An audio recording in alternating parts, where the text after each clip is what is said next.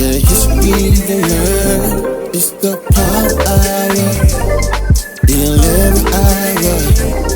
Tune in to your history. You know it ain't no mystery. Power hour, the 11th hour. You gon' learn your true history. 11th hour, power hour. The crucifixion, right? So the crucifixion, they have the crosses, right? And they put this whole emphasis on the cross as if it was only Christ who got crucified. Right.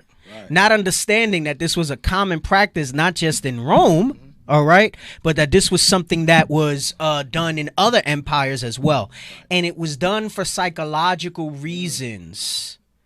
It was akin to when you would behead somebody and line the entryway to your kingdom with their heads on pikes, because they wanted to put some psychological terror in you to say, oh, for these crimes you get crucified, you better not do it. Right. So that was the whole point of doing that. So let's read a little bit about crucifixion. Crucifixion is a method of capital punishment. Highlight that. The capital punishment.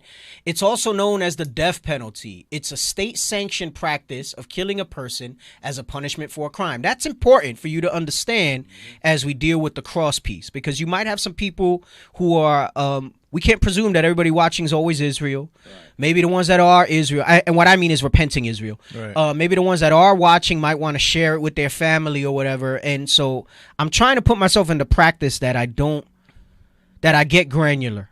Because I can't presume that something that might seem basic or repetitive to us is repetitive to any given person in the audience, right? Yes, sir.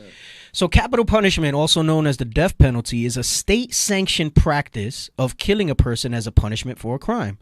The sentence ordering that an offender is to be punished is in such a manner is known as a death sentence, all right? And the act of carrying out the sentence is known as execution, is what it's going to say. Okay, so it's important that you emphasize that it's a form of capital punishment, because to show you the foolishness of wearing a cross, it's the same as doing that for any type of capital punishment, right? So if it's the electric chair, then you should wear a little thing with the electric chair. If it's lethal injection, then you should have a little syringe on your thing and wear that. Firing squad, you have an AK or something like that. If it's the firing squad, all right, because you're basically glorifying a form of capital punishment. Exactly. Right. You can't tell me because but to me it means this. No, it's just a form of capital punishment. That's all it is.